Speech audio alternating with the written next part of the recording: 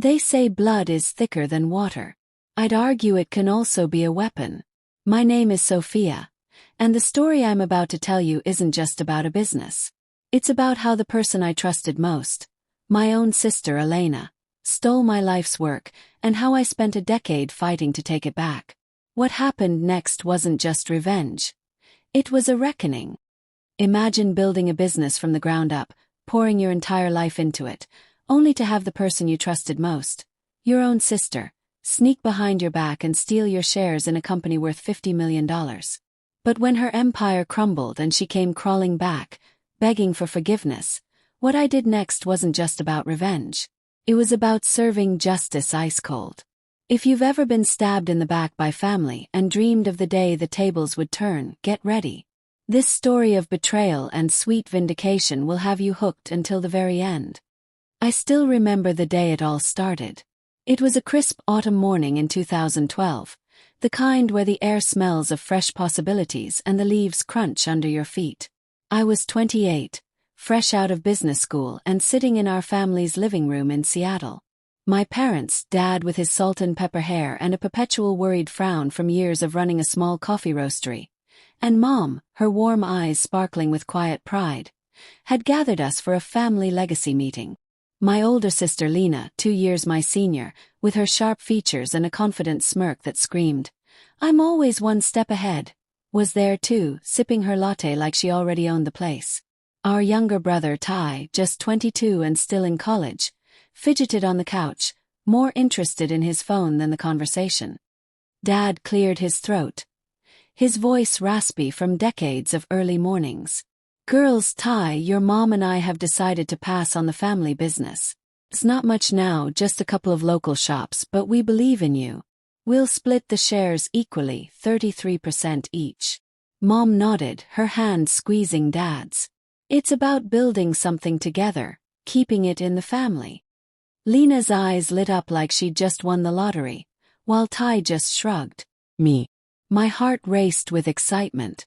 This was my chance to turn our little roastery into something big. Fast forward a few months and I was all in. I'd wake up at 4 a.m. to grind beans, negotiate with suppliers, and hustle to expand. Lena treated it like a side gig, showing up late to meetings and complaining about the dirty work. Ty helped when he could, but he was buried in exams. Our parents watched with pride as the business grew, from 5 shops to 10. But Lena's resentment simmered beneath the surface. I'd catch her rolling her eyes when I suggested new ideas, muttering, "Little sister playing so again." It stung like a paper cut that wouldn't heal. We were sisters. How could she see me as a threat? By 2015, things exploded. I'd pivoted us into premium, ethically sourced coffee subscriptions. Think artisan blends delivered monthly in eco-friendly packaging that appealed to millennials. Revenue skyrocketed from $150,000 to $5 million in a year. Investors were knocking on our door, and I led the charge, sealing a deal that valued us at $10 million. But Lena had already started scheming. Unbeknownst to me, she had been cozying up to our lawyer, a slick guy named Mark, who had handled Dad's will. One evening after a grueling day, my phone rang. It was Ty, his voice shaky. "Sis, you need to see this. Lena's been talking to Dad about reallocating shares. She says you're too young to handle it all." My stomach dropped. Betrayal hit me like a sucker punch, leaving me breathless. I confronted her that night in our parents' kitchen. "Lena, what is this about stealing my shares?" She crossed her arms, her lips curling into that familiar smirk. "Stealing? Please, Sophie. You're the baby of the family, always getting handouts. I built the connections. I deserve more." Dad agrees. "I'm the stable one." Dad, sitting at the table with his head in his hands, looked torn. "It's not like that, honey. Lena just suggested we adjust for experience." Mom stayed silent, her eyes darting between us. Ty piped up. "This is messed up, Lena. Sophie's the one who grew this thing." But Lena had already manipulated the paperwork. Using her experience as leverage, she convinced Dad to sign over part of my shares to her, claiming it was for family harmony. Overnight, my 33% dropped to 20%. Hers ballooned to 46%. The lawyer rubber-stamped it, and just like that I was sidelined. The injustice burned in my chest. I felt powerless, like a kid again, watching her take my toys because she was older. My parents' health was failing, and they avoided conflict. Ty tried to mediate, but Lena shut him down, calling him the irrelevant spare. I could have quit, walked away bitter. But that fire in my gut, the one that screamed, "This isn't fair," pushed me forward. I stayed, but I got smarter. I documented everything: emails, meetings, new ideas. Lena took control, pushing flashy but reckless expansions, celebrity endorsements, and overpriced pop-up shops. She sidelined me to operations, treating me like a glorified barista.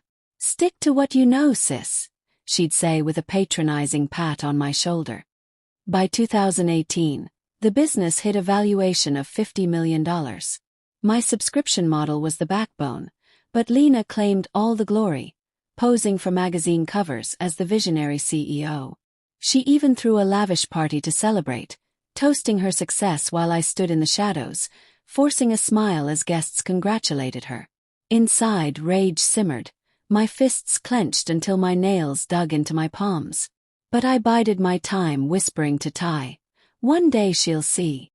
The turning point came in 2020, amid the pandemic. Lena's ego had ballooned. She ignored my warnings about supply chain risks, splurging on luxury offices and personal perks, company jets, designer wardrobes.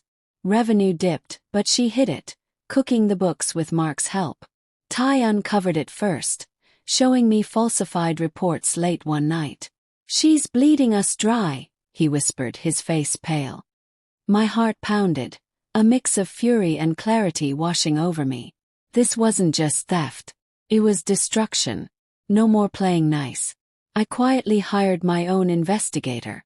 They dug deep, uncovering emails, offshore accounts, and proof that Lena had forged signatures to siphon funds. She hadn't just stolen shares. She had embezzled millions for her lavish lifestyle.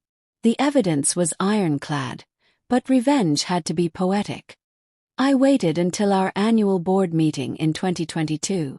Lena planned to announce a merger that would make her filthy rich, selling to a huge conglomerate and pocketing the lion's share. The room was tense. Lena sat at the head of the table like a queen. Ty sat beside me, his knee bouncing nervously. Our parents joined via video. Dad frail but alert, Mom wringing her hands. Lena launched into her pitch, her voice dripping with confidence. "This deal values us at $60 million. As majority shareholder, I'll ensure." I interrupted, my voice steady despite the adrenaline surging through me. "Actually, Lena, let's clarify those shares." I slid the folder across the table. Proof of forgery, embezzlement, everything. Gasps echoed. Lena's face drained of color, her eyes widening in shock. "What is this, Sophie? You wouldn't." The board erupted. Lawyers swooped in. Lena was ousted that day, her shares frozen pending an investigation. I didn't stop there. I sued for restitution, reclaiming my original stake plus damages. The merger fell through without her, but I rebuilt the company, smarter and leaner. By 2024, it was valued at $70 million under my lead, with Ty as CEO. Lena's world imploded. Legal fees drained her. Her Malibu beach house was foreclosed. Her boyfriends fled. She faced charges for fraud, barely avoiding jail with a plea deal that left her penniless. Then last Christmas, the doorbell rang at my new home, a cozy loft overlooking the Seattle Sound. There she stood. Lena, disheveled, eyes red-rimmed, clutching a cheap coat against the rain. Ty peered over my shoulder, his jaw set. Our parents, visiting for the holidays, watched from the living room. "Sophie," she croaked, her voice breaking. I need help. I've lost everything. Please, for family." The old pain flickered, but a warm, liberating sense of vindication surged stronger. I stared at her, remembering every smirk, every theft. "Family," I said softly, my tone laced with steel. You destroyed that when you stole from me. But here's what I'll do. I'll give you a job application. Start as a barista like I did. Earn it back if you can. She crumpled, tears streaming. Ty shook his head. Mom whispered, "Oh, girls," but Dad nodded faintly, pride in his eyes for the first time in years. I shut the door gently. The click echoed like closure. Inside, a deep peace settled over me. No more rage, just quiet strength. Lena slunk away. And last I heard, she's scraping by in a tiny apartment. No empire, no glory. This story isn't just about revenge. It's a reminder that betrayal by those closest cuts deepest. But standing your ground can heal the wounds. Justice isn't always loud. Sometimes it's the quiet click of a door shutting on the past.